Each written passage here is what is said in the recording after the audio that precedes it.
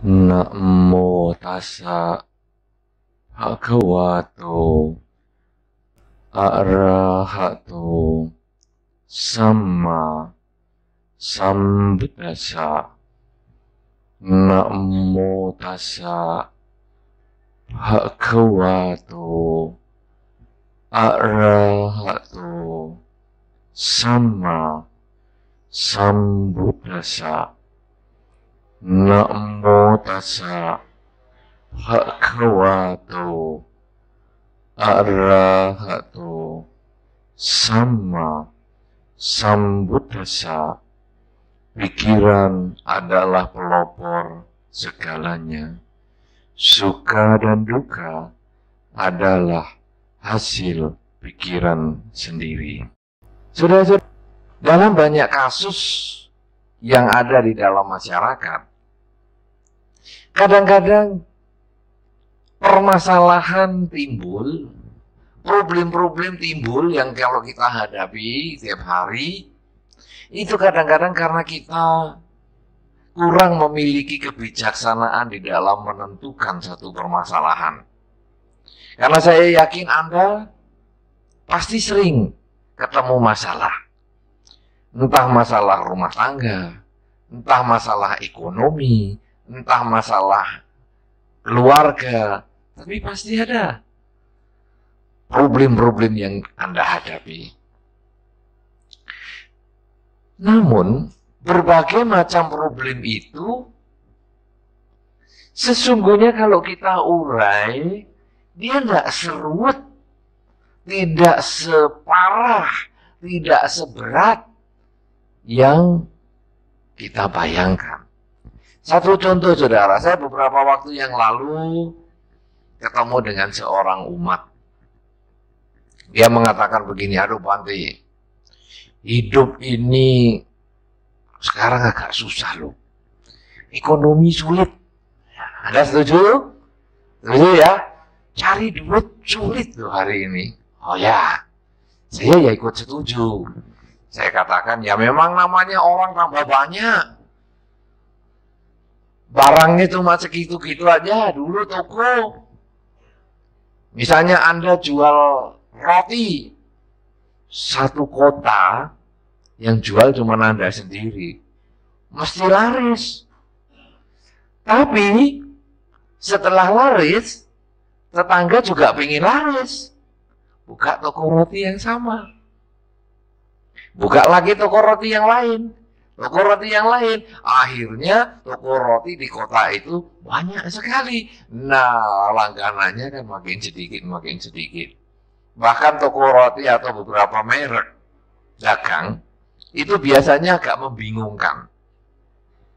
Satu kota di Bondowoso, pernah dengar ada kota Bondowoso? Mana itu? Dekat Jakarta ya? Dekat Jakarta kan? Oh, Jawa Timur. Wah. Nah, seandainya beliau tidak tahu, seandainya beliau tidak ngomong, Anda tahu nggak bahwa Bondowoso itu di Jawa Timur? Belum tentu. Pada waktu ilmu bumi peta buta, Anda belum tentu masuk sekolah kok. Nah, ini orang Bondowoso ada. Di Bondowoso, ini kok ya mendadakan saya kan ketemu orang Bondowoso di sini ya. Membuat saya mau cerita jadi agak terganggu ini. Tapi itu tidak terganggu, saya malah merasa happy karena ini ada satu bukti nyata. Saudara, di Bondowoso itu ada yang terkenal namanya Tapi.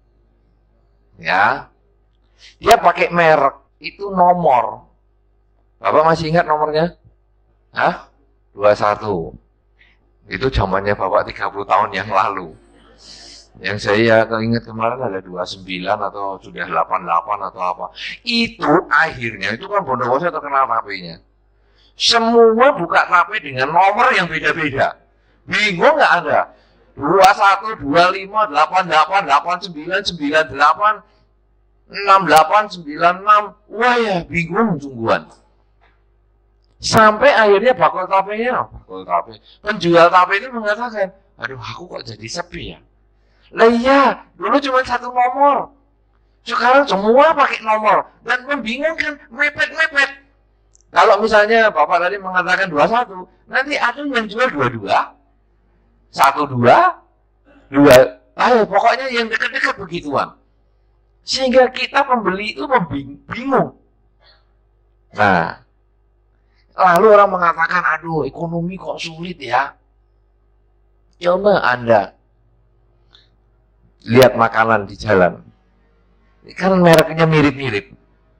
Kiki, koko, apa-apalah macam gitu. Sehingga orang kalau nggak menggunakan cara berpikir yang agak lancar, mesti kejeblos. Kemarin saya melihat ada pemalsuan rokok, persis kotaknya ditulis Marlboro. Orang kalau lihat, wah ini Marlboro nih. Tapi diperhatikan huruf-hurufnya, Malioboro. Itu nama jalan di Samarinda kan ya? Malioboro. Bukan. Di mana ya? Saya ingat-ingat itu. Oh, pinter di Jogja. Ya, di Jogja tempat saya lahir itu. Nah, saudara, karena ekonomi makin sulit, keuangan makin sulit, akhirnya orang ini mengatakan, aduh Bante, ekonomi kok susah. Saya banyak kesulitannya. Saya tanya, apa kesulitanmu itu apa? Begini Bante, ini kan menjelang Waisak. Biasanya kita kalau Waisak itu ada acara kunjung-mengunjung. Umat beragama lain datang ke kita umat Buddha. Tapi kalau hari agama yang lain, misalnya hari Lebaran, kita umat yang bukan Muslim ke sana berkunjung, kasih salam-salam. Hari Natal nanti juga begitu. Nyepi, 1 hari setelah nyepi baru bersalam-salaman.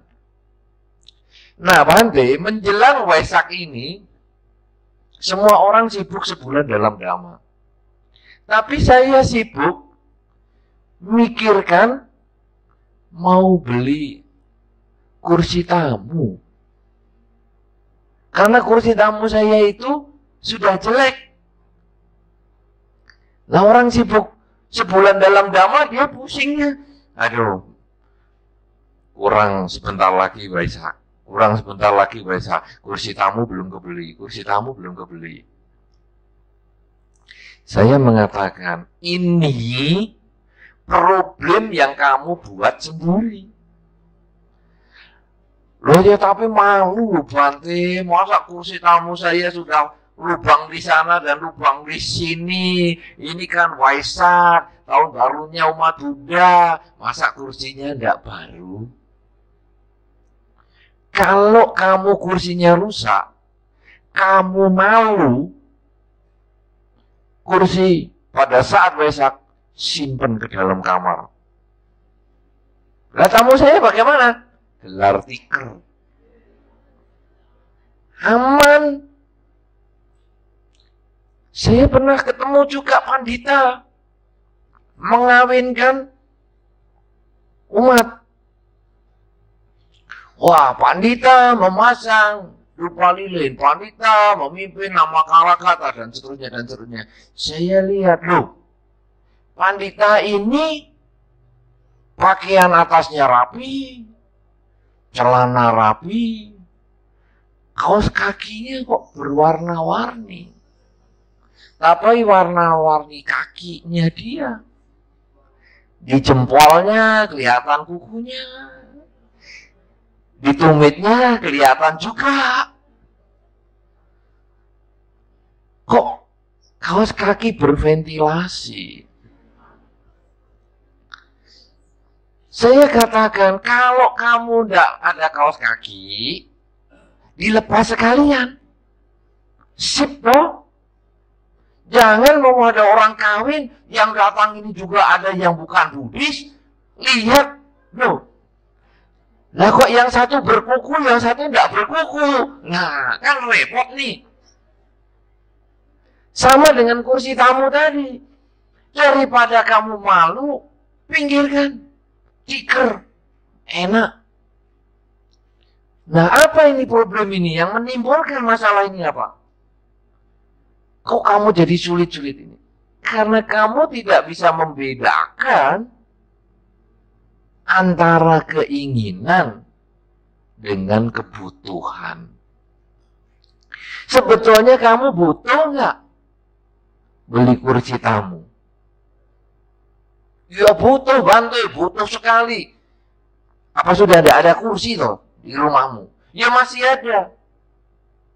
Tapi kan malu. Kalau begitu, ini bukan kebutuhan. Ini keinginan. Coba saudara-saudara di kalangan kita. Timbul masalah gara-gara tidak bisa membedakan antara keinginan dengan kebutuhan.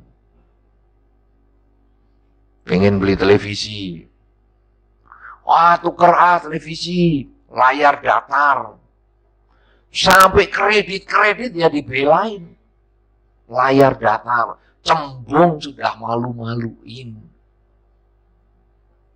Padahal cembung cekung, datar melungker, sama saja. Yang penting kan mau nonton. Tukul. Iya kan? Tapi kenapa mesti layar datar? Yang sudah layar datar sekarang diganti LCD. Wow, lebih tipis lagi. Ini kadang menimbulkan masalah. Ekonomi menjadi sulit gara-gara kita sendiri yang bikin sulit. Lebih cilaka lagi. Beberapa orang punya handphone canggih. Saya tanya, kamu ngerti nggak ini? Kenapa kok pakai 2 kamera? Saya itu untuk pasang lipstik, Bante. Kamu sama dengan beli kulkas untuk lemari pakaian. Ya, ini kan kelihatan Bante kameranya. Nah, ini bisa lipstikan. Yang satu ngomong lagi, ini untuk nyukur kumis, Bante. Saya kalau pergi kemana-mana loh, ya ini susah cari kaca di mana-mana. Handphone saya kan 2 kamera. Langsung saya lihat kumis saya. Oh, ini putih ini.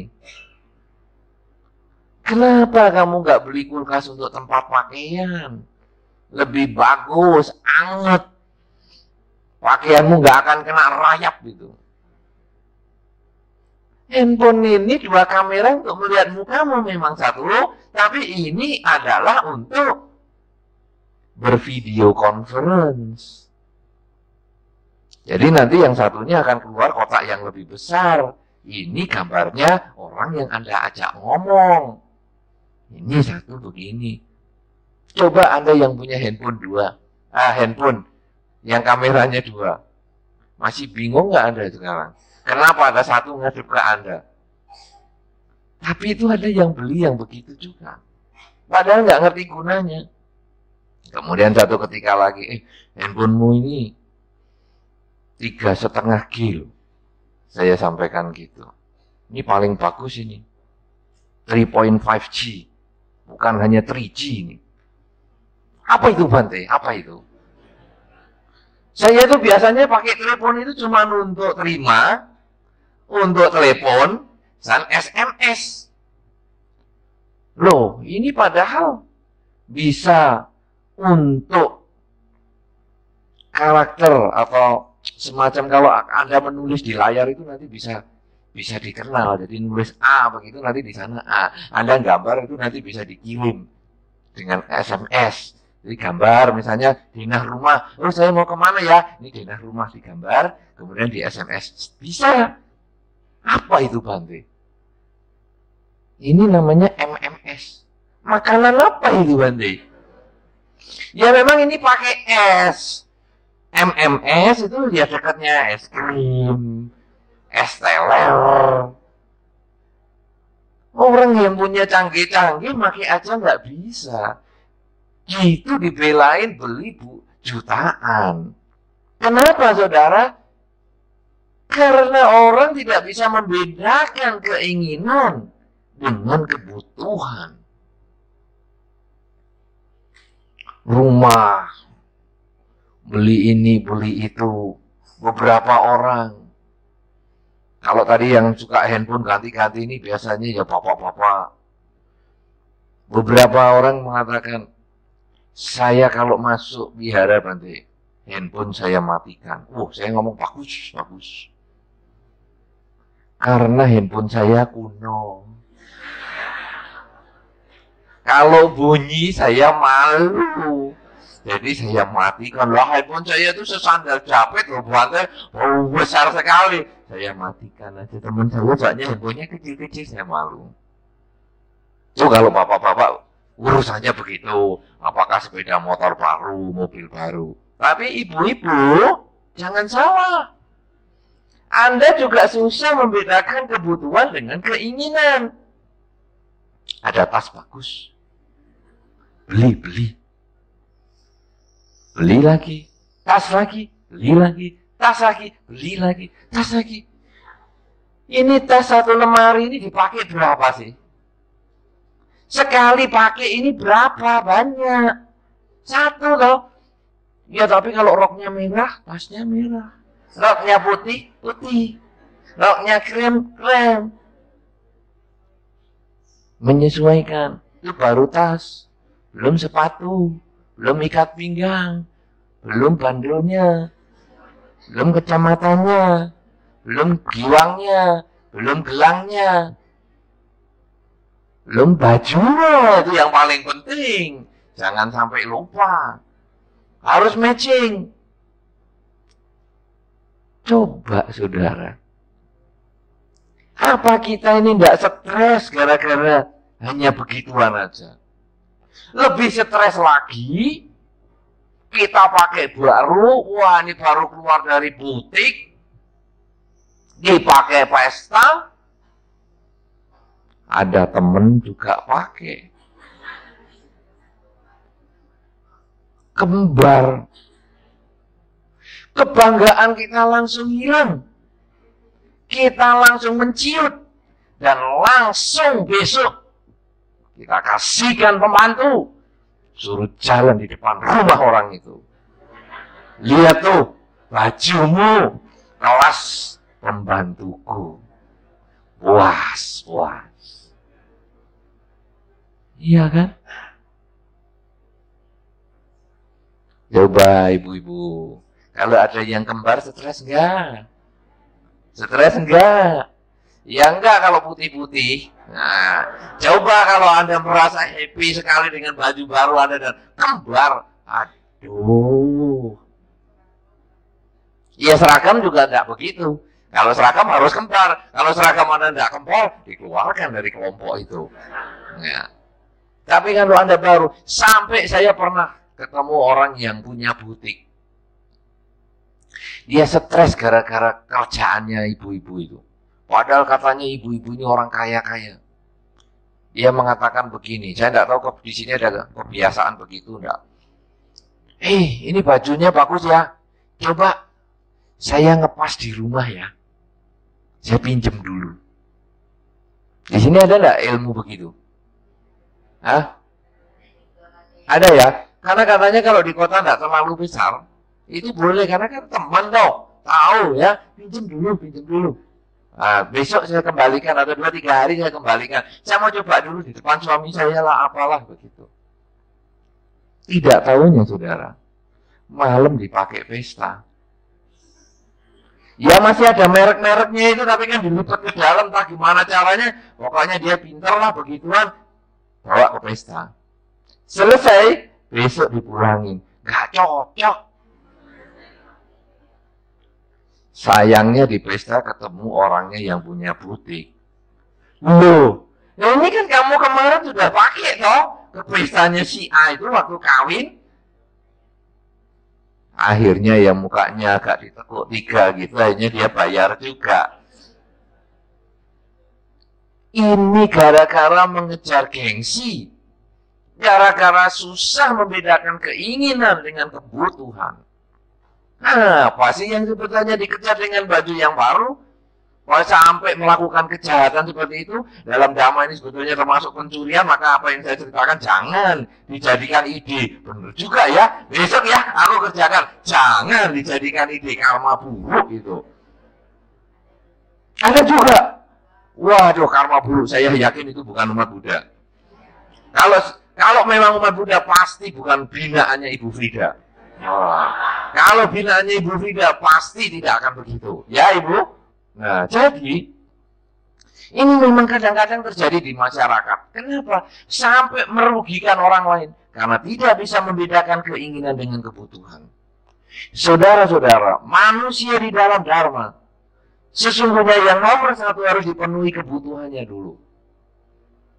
Kebutuhan sebetulnya kebutuhan pokok. Sandang, pangan, papan, obat-obatan. Kemudian setelah itu ada pendidikan, keamanan, ya, kemudian masih banyak hal yang lain. Kebutuhan nanti setiap orang bisa berbeda-beda. Cuman sekarang, setelah kita mengerti kebutuhan itu minimal sandang, pangan, papan, dan obat-obatan, sandang adalah pakaian, pakaian sebagai dasar, jadi bukan pakaian untuk bermewah-mewah, tapi pakaian sebagai dasar aja, menutup hal-hal yang tidak perlu diketahui orang lain. Kemudian makanan untuk menjaga kesehatan, tempat tinggal untuk bisa berteduh, bernaung, dan obat-obatan untuk menjaga kesehatan kita. Itu prinsip dasar. Punya televisi itu keinginan. Kalau kita belum mampu makan, jangan beli televisi.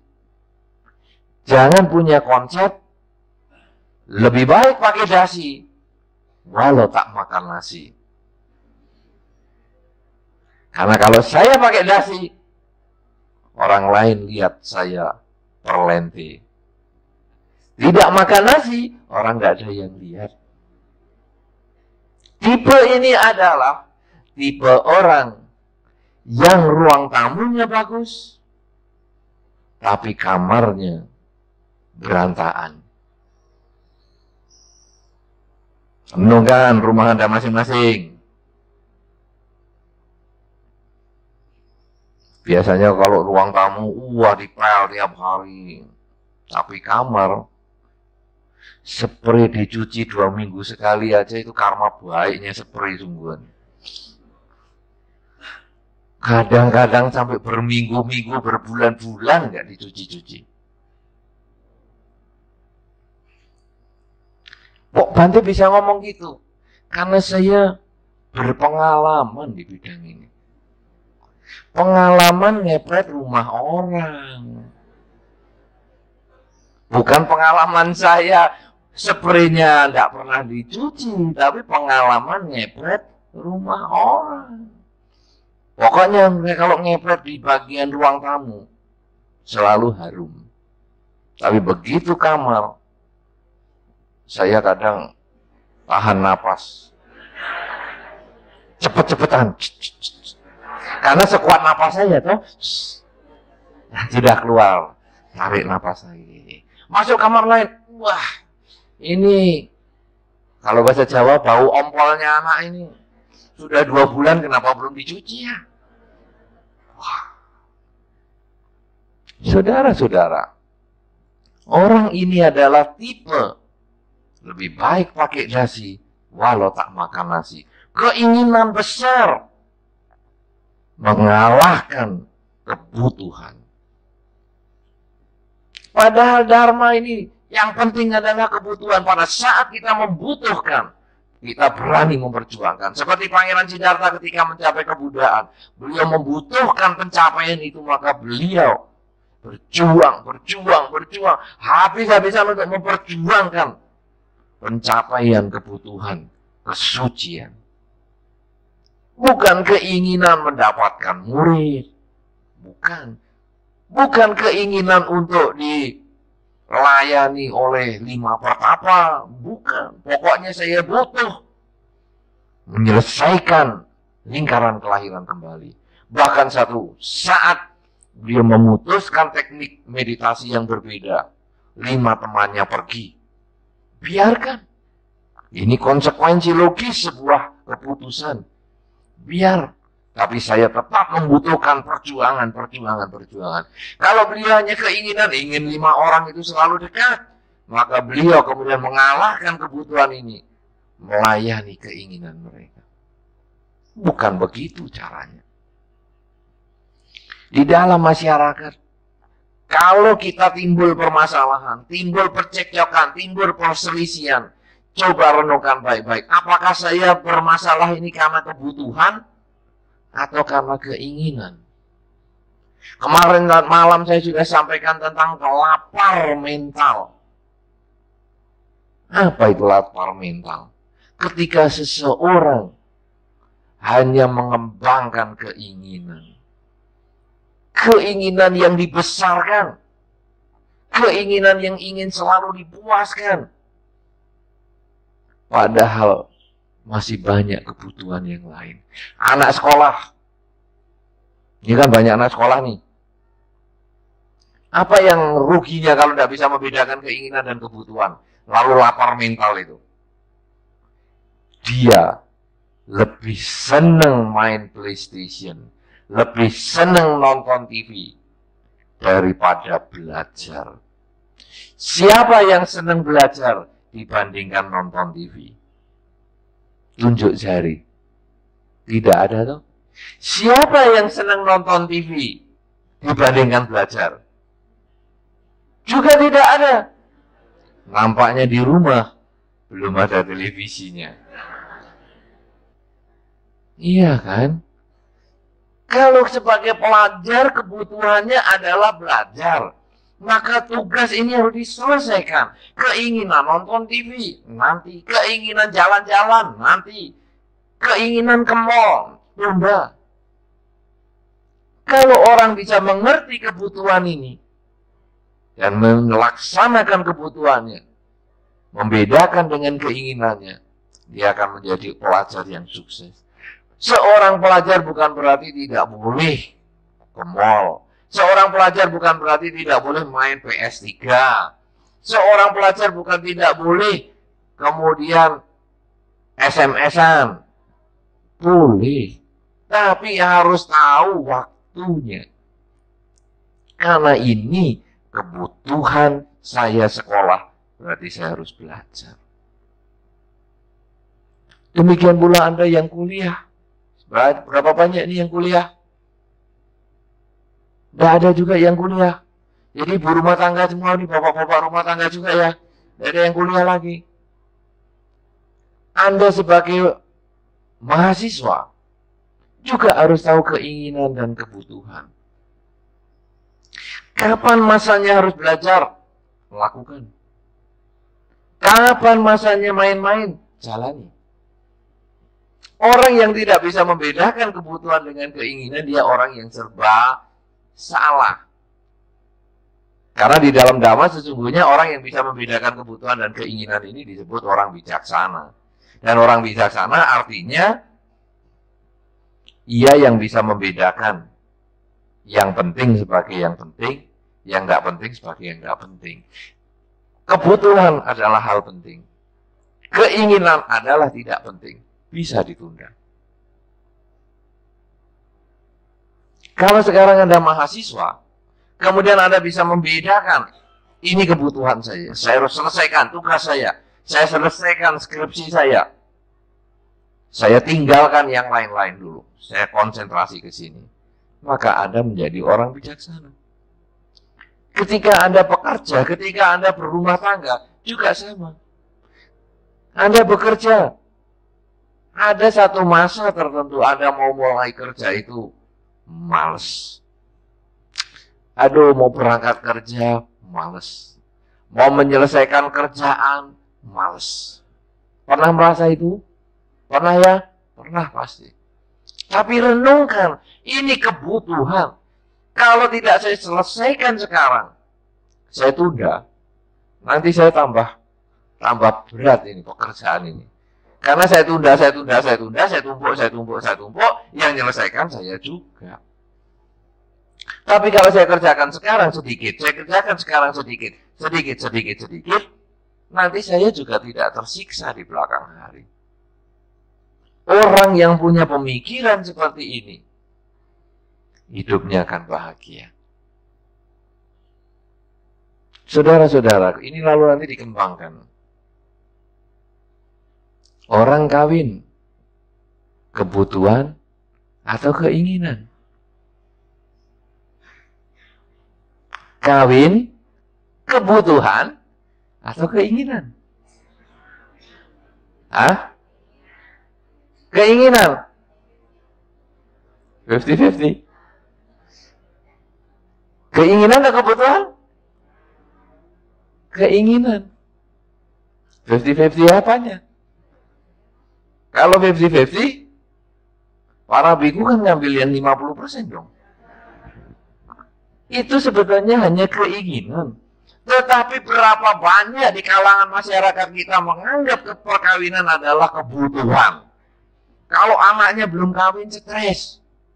Aduh, Bante, anak saya belum kawin, Bante, stres. Saya ngomong, kamu stres kenapa? Karena anaknya belum kawin. Betul. Kamu mau bikin stres turunan. Apa maksudnya, Bante? Nanti kalau anakmu kawin, lalu punya anak, dia nanti juga bisa stres juga loh, anaknya belum kawin-kawin. Kamu kan stres lah tadi anaknya nggak kawin. Atau belum menikah. Nah sekarang kalau sudah menikah anaknya, kan punya anak lagi. Nanti anaknya kan gede. Kalau masalah ini timbul, ini kan resep turunan. Kamu mau menurunkan permasalahan ini terus? Ya tapi kan masyarakat ini umumnya kawin. Nah ini menganggap kebutuhan perkawinan. Padahal itu hanya keinginan. Anda mau jalani silahkan kalau memang Anda siap. Tidak siap, tidak jalani ya tidak apa-apa. Atau siap, tidak siap, Anda mau jalani, tidak kawin, ya bisa. Jalani kawin, ya bisa. Kalau sekarang perkawinan adalah keinginan, punya anak, keinginan atau kebutuhan? Keinginan. Tapi berapa banyak yang ngotot juga. Harus punya. Sampai istrinya stres. Aduh Bante, aku kok nggak punya anak loh. Nah, ini kan pacaran jangka panjang. Kan lebih asik pacaran jangka panjang, tidak takut pada risiko. Nah saudara, jadi anak itu juga keinginan, bukan kebutuhan. Anak konsekuensi logis suatu perkawinan, tetapi bukan keharusan orang mempunyai anak.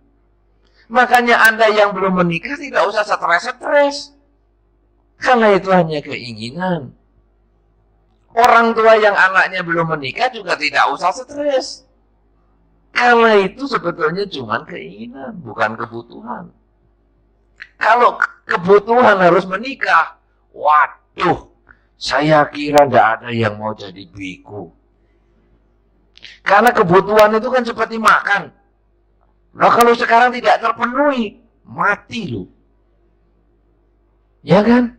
Nah kalau perkawinan itu kebutuhan tidak terpenuhi, wah biku-biku langsung kelihatan kurus kering, stres semua itu. Tapi ternyata biku-biku happy. Malah beberapa umat iri hati. Enak ya kayak Bante, jalan sana jalan sini. Ya jangan cuma ngomong enak dong, nyoba jalani gini. Baru tahu nanti. Enak kan cuma nonton. Coba jalani sungguhan. Nah, punya anak, perkawinan adalah keinginan. Punya anak juga keinginan.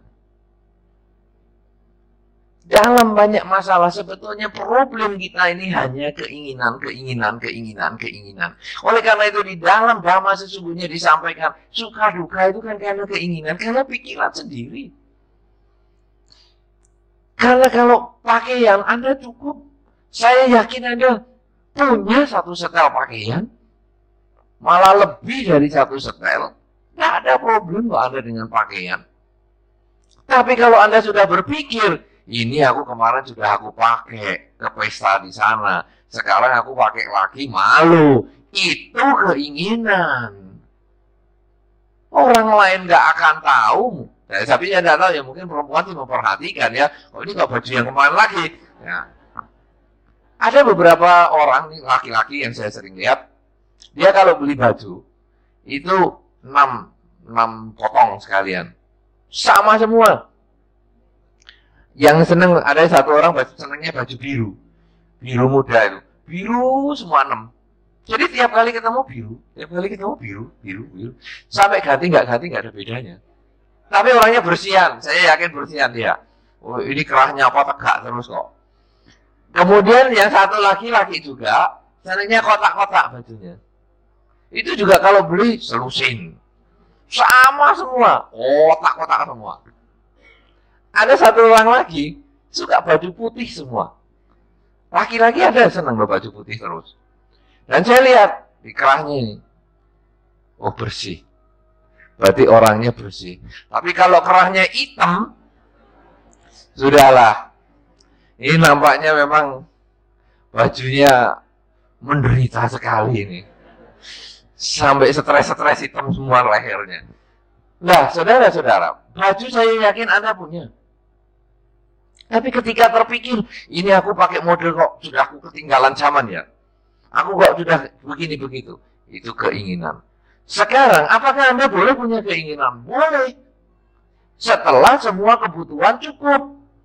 Jadi saya tidak menentang Anda yang ganti-ganti tas. Anda yang mau ganti-ganti handphone. Anda yang mau bajunya selalu baru. Saya tidak menentang. Selama kebutuhan sudah tercukupi. Jangan anaknya nangis minta susu masih belum tercukupi.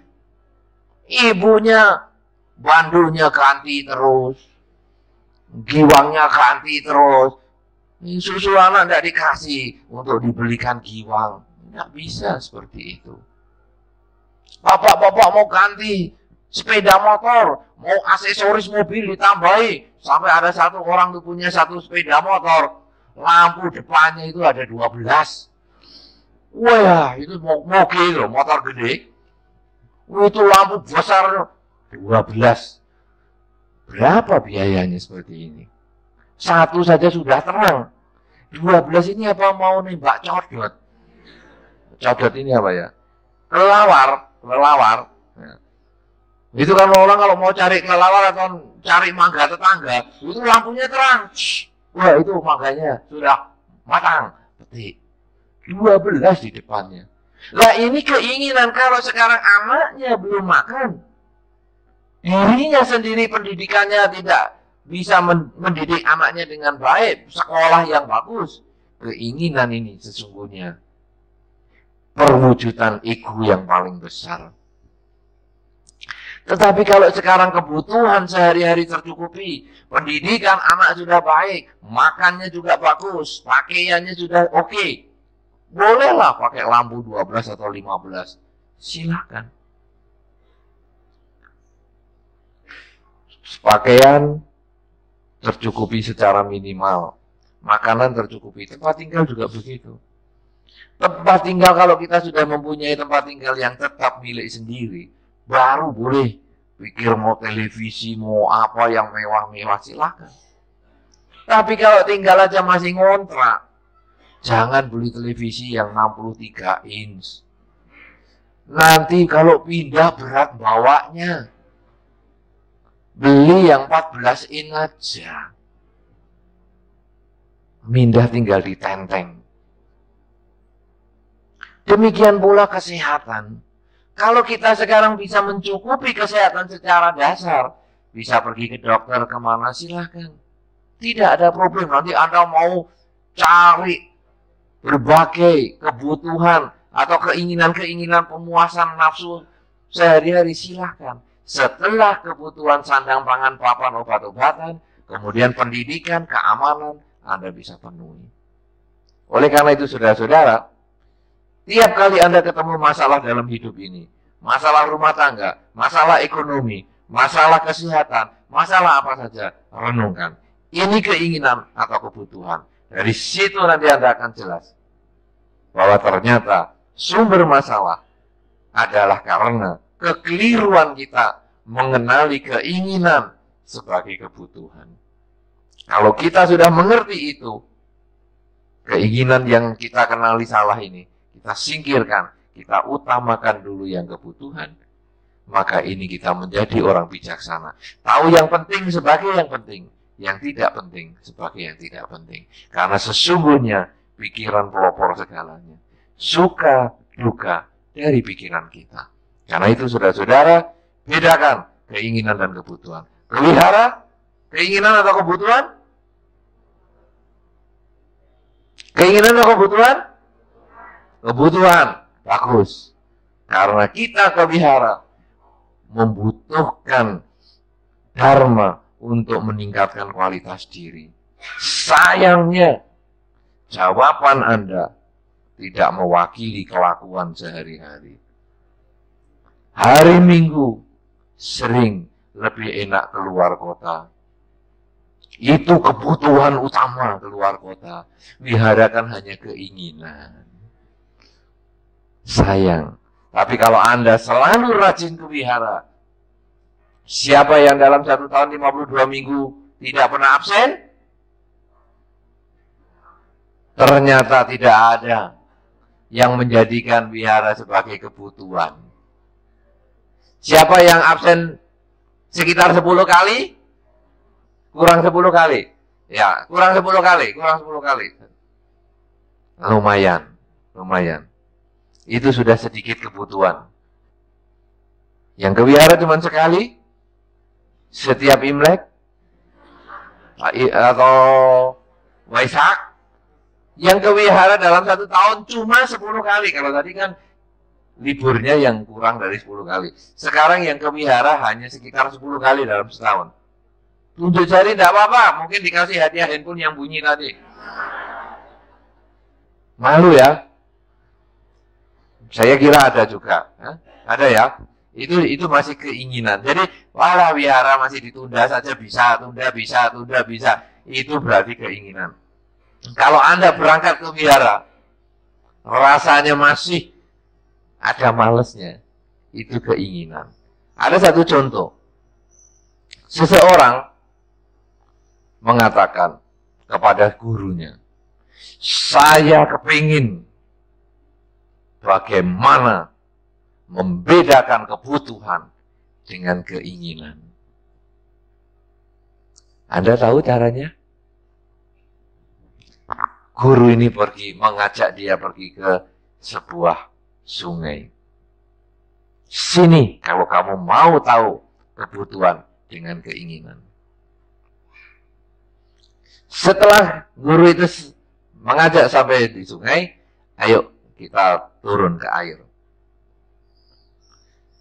Masih pengen tahu kebutuhan dengan keinginan? Iya.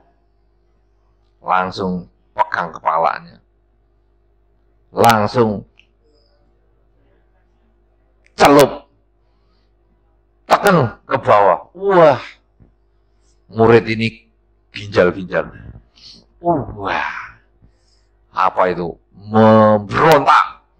Mau naik lagi, tekan lagi, mau naik lagi, tuakan lagi, mau naik lagi. Padahal itu, aduh, sangkar panyunya banyak. Wah, tekan lagi, tuakan lagi. Wih, sangkar panyu. Nah, saudara-saudara, setelah ngos-ngosan dapat kira-kira 2/3 sangkar tadi, sedap juga tuh. Kemudian naik muridnya sambil ngomel-ngomel, bagaimana ini guru? Saya dikasih air model beginian, saya tidak bisa napas. Apa yang kamu pikirkan? Ya pengen napas. Itulah kebutuhan. Kalau kamu mau memperjuangkan mati-matian seperti tadi tuh, kamu usaha dengan keras mau bangkit lagi. Itu kebutuhan. Dan kamu akan sukses dengan cara seperti itu. Tapi kalau kamu usahanya loyo-loyo, tidak ada semangat untuk mencapai satu usaha atau mencapai satu tujuan, maka sesungguhnya usahamu itu tidak ada artinya. Itu hanya keinginan. Pangeran Siddhartha juga begitu. Usaha luar biasa. 6 tahun lamanya terus berjuang. Seperti orang yang ditenggelamkan, bangkit lagi, ditenggelamkan dengan kegagalan, bangkit. Sampai akhirnya mencapai kesucian. Demikian pula dengan kita. Kalau Anda pergi ke wihara, Rasanya juga Anda seperti orang yang ditenggelamkan. Saya harus ke wihara. Saya harus ke wihara. Ditekan kayak apapun juga dengan kesulitan, Anda harus tetap ke wihara. Maka ke wihara menjadi kebutuhan. Tapi kalau sakit kepala dikit, libur. Itu keinginan. Kemudian TV bagus, libur. Keinginan. Ini baru ke wihara, saudara. Belum ngomong meditasi loh. Sudah pernah meditasi? Belum. Pernah 5 menit. Tiap kali kebaktian. Kalau Anda bermeditasi sampai seperti orang yang dicelupkan ke air, itu meditasi kebutuhan. Tapi kalau meditasi, aduh capek tadi dari keluar kota, istirahat, besok aja gabung. Keinginan.